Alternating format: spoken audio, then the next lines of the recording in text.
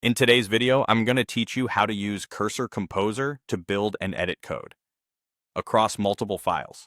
By the end, you'll have Composer set up, opened, and ready to take clear prompts with the right context and model selected.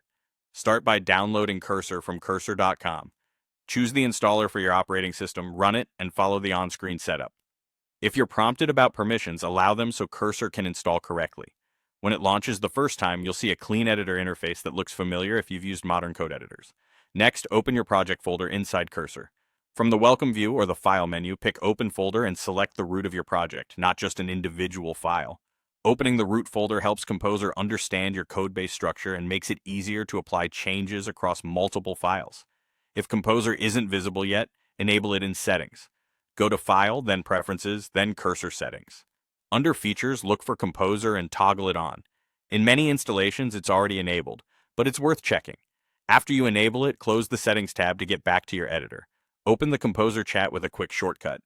Press Ctrl+I on Windows or CMD+I on Mac. Composer will slide into view so you can chat alongside your code.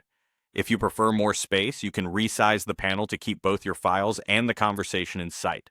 Now craft a clear prompt describing what you want to build or change. Be specific about the goal, the tech stack, and any constraints.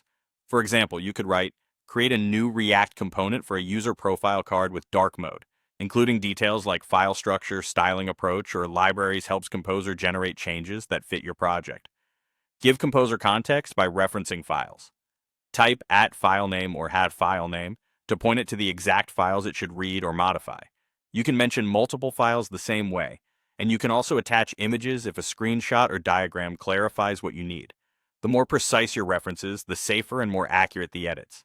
Finally, choose your AI model from the drop-down at the top of Composer. Pick the option that fits your task. For example, Claude 3.5 Sonnet is great for code-heavy workflows. If you're unsure, start with that and adjust later based on speed and depth of reasoning you need. That's it.